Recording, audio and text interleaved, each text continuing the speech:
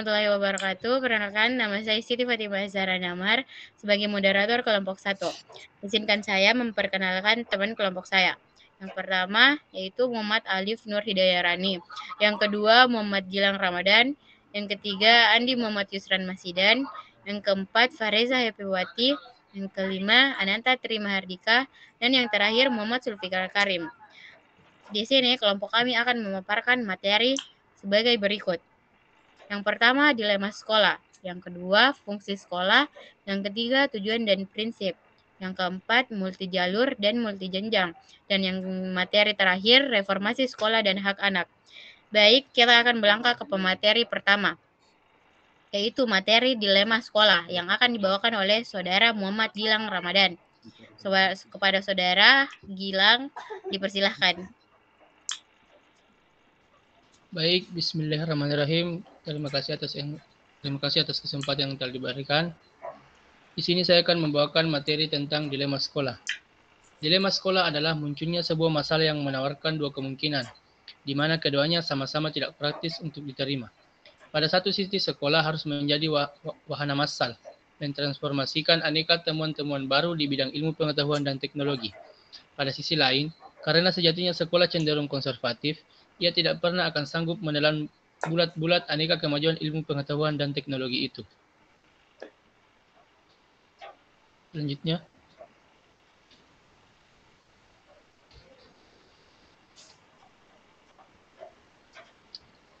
slide-nya.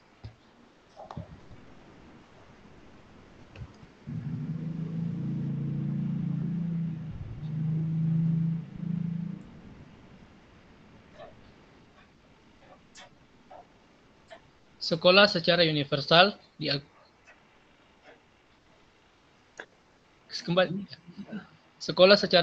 diakui sebagai lembaga pendidikan yang paling banyak diminati sekaligus digunjingkan. Nyaris semua anak manusia yang berakses akan memasuki kampus sekolah untuk keperluan studi yang lama atau sebentar. Fenomena kekinian menunjukkan sekolah menghadapi dua tekanan. Yang pertama, tekanan animo masyarakat untuk memasuki organisasi pembelajar itu. Yang kedua, tekanan kemajuan ilmu pengetahuan dan teknologi yang nyaris selalu meninggalkan kemampuan komunitas sekolah, khususnya guru, dan kemampuan manajemen sekolah yang sebagian masih relatif lemah untuk mentransformasikannya. Sekian, saya kembalikan kepada moderator.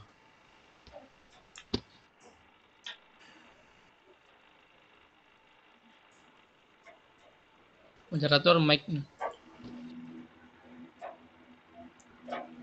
Baik, materi selanjutnya yaitu fungsi sekolah yang akan dibawakan oleh Saudara Muhammad Alif.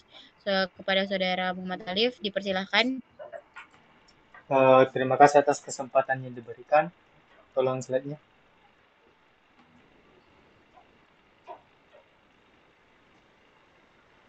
Slide-nya. Delay.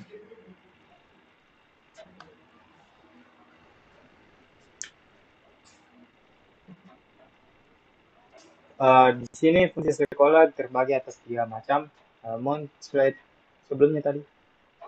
Terbagi 3 macam, yakni ada fungsi sekolah secara umum, fungsi sekolah terhadap peserta didik, dan fungsi secara nyata.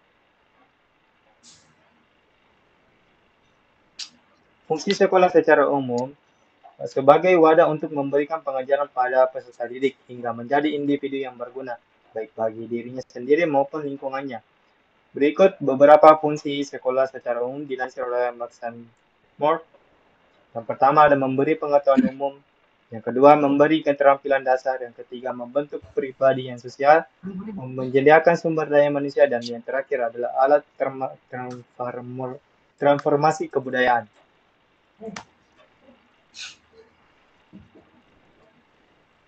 Fungsi sekolah terhadap peserta didik. Sekolah sebagai lembaga yang menumbuhkan kembangkan potensi dasar yang dimiliki oleh peserta didik, mengutip dari mantra pendidikan. Selain itu, fungsi sekolah juga mengembangkan aspek intelektual, mantra sikap dan tingkah laku, serta keterampilan motorik mutlak yang dikedepankan.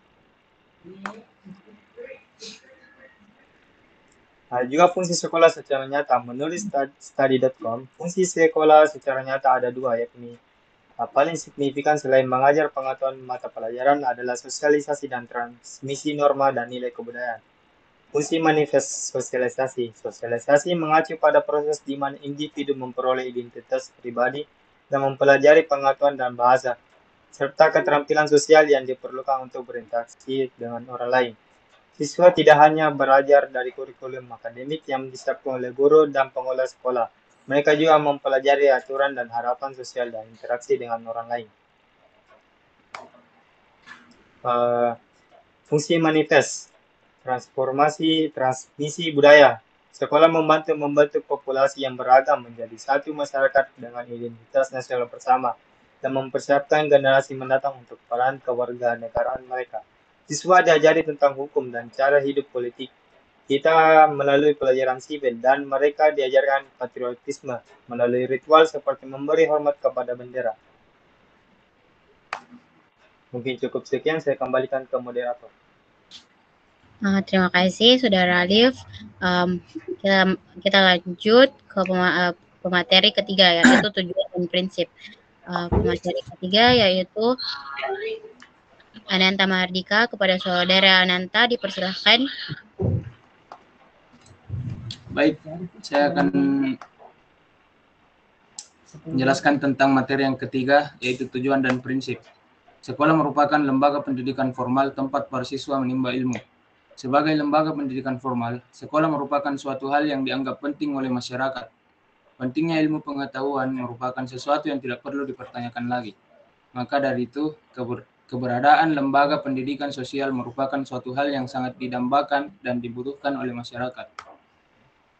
Tujuan dan prinsip. Tujuan sekolah sebagai lembaga pendidikan. Prinsip sekolah sebagai lembaga pendidikan. Kemudian tujuan. Lembaga pendidikan, sekolah mempunyai tujuan untuk mengembangkan semua potensi yang dimiliki manusia, yaitu mulai dari tahap kognisi, yakni pengetahuan dan pemahaman siswa terhadap ajaran agama dan pengetahuan umum, untuk selanjutnya dilanjutkan dengan tahapan afeksi, yaitu terjadinya proses internalisasi ajaran, nilai agama dan pengetahuan ke dalam diri siswa, dalam arti menghayati dan meyakininya. Melalui tahapan afeksi tersebut, diharapkan dapat tumbuh motivasi dalam diri siswa dan bergerak untuk mengamalkan dan mentaati ajaran, nilai agama, dan pengetahuan tahapan psikomotorik yang telah diinternalisasikan dalam dirinya. Dengan demikian akan terbentuk manusia Indonesia yang bertakwa dan berakhlak mulia. Prinsip-prinsip yang perlu digunakan sekolah sebagai lembaga pendidikan. Douglas merumuskan manajemen pendidikan sebagai berikut. Yang pertama, memprioritaskan tujuan di atas kepentingan pribadi dan kepentingan mekanisme kerja. Yang kedua, mengordinasikan wewenang dan tanggung jawab. Yang ketiga, memberikan tanggung jawab pada personel sekolah hendaknya sesuai dengan sifat-sifat dan kemampuannya. Yang keempat, mengenal secara baik faktor-faktor psikologis manusia. Dan yang kelima, relativitas nilai-nilai Mustari 2014. Saya kembalikan ke moderator. Baik, terima kasih Saudara Ananta. Kita lanjut pada pemateri keempat, yaitu multi jalur dan multi jenjang yang akan dibawakan oleh Saudara Andi Muhammad Yusran Masidan. Kepada Saudara Yusran, saya persilahkan.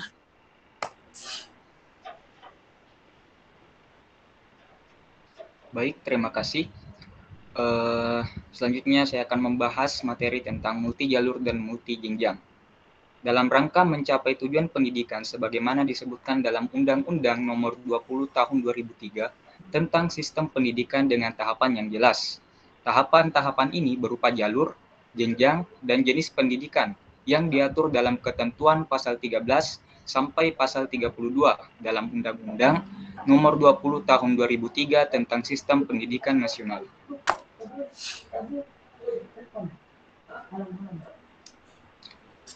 Menurut ketentuan pasal 1 angka 7 Undang-Undang Nomor 20 Tahun 2003 tentang Sistem Pendidikan Nasional adalah wahana yang dilalui oleh peserta didik untuk mengembangkan potensi diri dalam suatu proses pendidikan yang sesuai dengan tujuan pendidikan. Tujuan pendidikan tersebut terdiri dari yang pertama adalah pendidikan formal.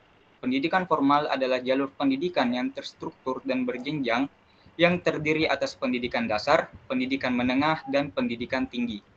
Selanjutnya adalah pendidikan non-formal. Pendidikan non-formal adalah jalur pendidikan di luar jalur pendidikan formal yang dapat dilaksanakan secara terstruktur dan berjenjang. Seperti contohnya yaitu lembaga kursus, sanggar, dan kelompok belajar. Yang selanjutnya adalah pendidikan informal. Pendidikan informal adalah jalur pendidikan keluarga dan lingkungan.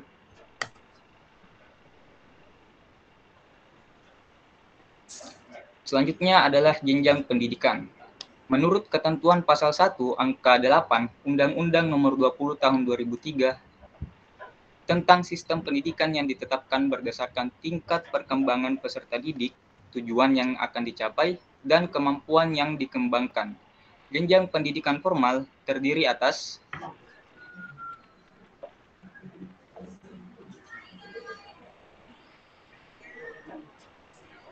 next.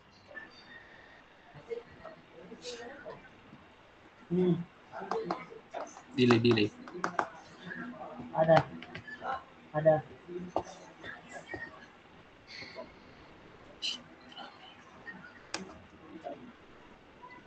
Yang pertama ada pendidikan dasar. Pendidikan dasar merupakan jenjang pendidikan yang dasar untuk melanjutkan ke pendidikan tingkat menengah. Pendidikan tingkat menengah tersebut dapat berbentuk sekolah dasar, madrasah ibtidaiyah, atau bentuk lain yang sederajat. Lalu sekolah menengah pertama dan madrasah sanawiyah atau bentuk lainnya yang sederajat. Selanjutnya adalah pendidikan menengah. Pendidikan menengah merupakan kelanjutan dari pendidikan dasar yang terdiri dari pendidikan menengah umum dan pendidikan menengah berbentuk sekolah menengah atas atau SMA, madrasah aliyah, sekolah menengah kejuruan atau SMK, dan bentuk lainnya yang sederajat.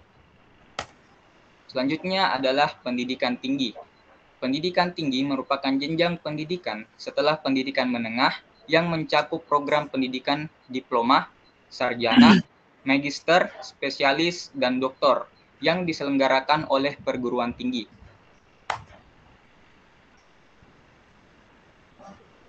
Baik, sekian dari saya serahkan kepada moderator. Terima kasih Saudara Muhammad Yusrat. Baik, kita selanjutnya kita akan ke pemateri terakhir yaitu Muhammad Zulfikar. Kepada Saudara Muhammad Zulfikar, dipersilahkan. Terima kasih atas kesempatannya. Kali ini saya akan menjelaskan tentang reformasi pendidikan dan hak anak. Reformasi pendidikan adalah sebuah keniscayaan yang menarik dicermati. Kebijakan pendidikan yang bersifat top-down selalu berujung pada kegagalan untuk melibatkan publik. Produk kebijakan langit kerap tak pernah bisa menjejak bumi. Akhirnya, produk kebijakan tak mampu membangun kesadaran kolektif bahwa pendidikan adalah sebuah gerakan. Maka wajar saja jika kesadaran dan rasa tanggung jawab untuk membenahi persoalan pendidikan seolah menjadi urusan pemerintah dan sekolah. Inti dari gagasan pendidikan adalah keterjaminan kualitas pembelajaran dan hak-hak belajar anak. Apapun kebijakan pendidikan yang digulirkan, jika secara substantif tak mampu mendorong terjadinya reformasi sekolah dan reformasi pembelajaran, maka selama itu pula tak ada jaminan hak-hak belajar anak akan terfasilitasi. Tujuan pendidikan mengalami disorientasi. Idealnya, gagasan reformasi pendidikan harus bisa menciptakan terjadinya sekolah sebagai komunitas belajar, memberi ruang bagi siswa, guru, kepala sekolah untuk saling belajar, serta orang tua dan masyarakat turut mendukung dan terlibat dalam reformasi sekolah.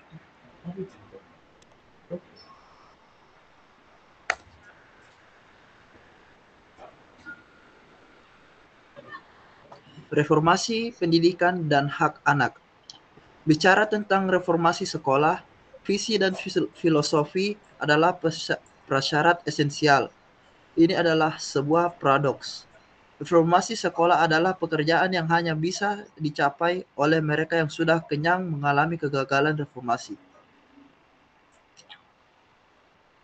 Dari pengalaman 32 tahun melaksanakan reformasi sekolah, dengan catatan di 10 tahun pertama mengalami kegagalan reformasi di 1000 sekolah.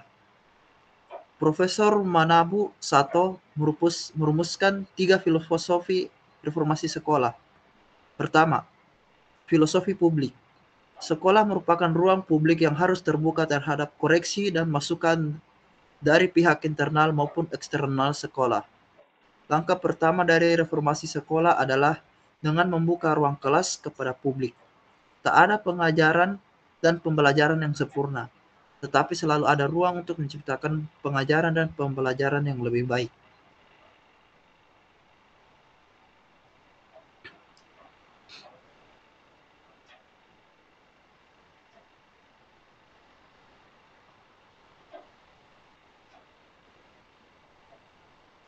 Slide selanjutnya. Muncul.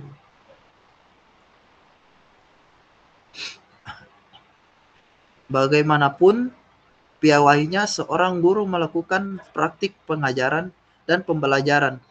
Namun, jika tidak membuka diri terhadap koreksi dan masukan dari pihak luar, maka guru tersebut tidak dapat diakui sebagai guru sekolah publik. Jika ruang kelas tertutup dari akses publik, maka otomatis tidak terjadi proses saling belajar dan saling membangun hubungan guru dan rektor.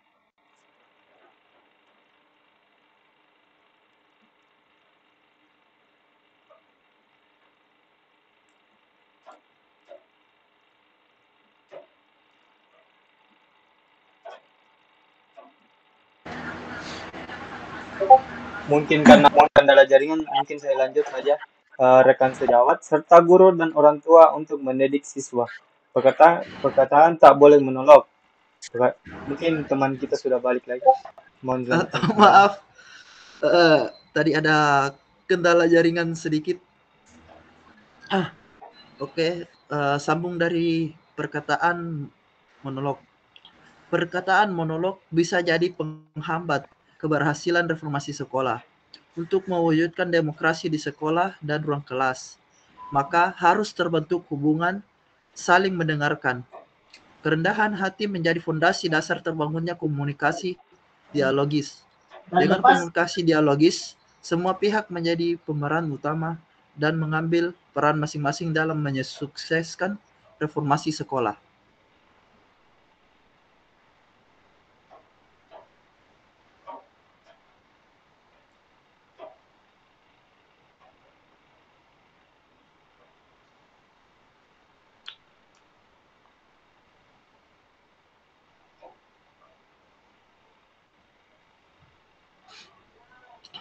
Ketiga, filosofi keunggulan.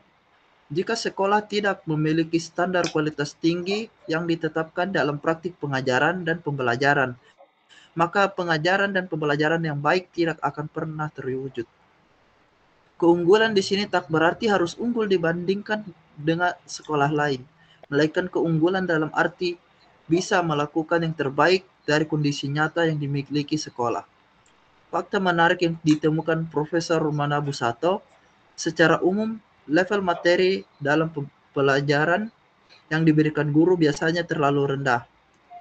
Dari hasil observasi terhadap 10.000 pelajaran, beliau menuturkan, saya jarang melihat pelajaran yang gagal karena level materinya terlalu tinggi. Sebagian besar kegagalan pelajaran karena level materinya terlalu rendah. Terima kasih, saya kembalikan ke moderator. Terima kasih Saudara Muhammad Zulfikar. Mungkin itulah yang dapat kelompok saya paparkan. Lebih dan kurangnya mohon dimaafkan. Saya Siti Fatimah Sahar Namar sebagai moderator. Pamit undur diri. Wassalamualaikum warahmatullahi wabarakatuh.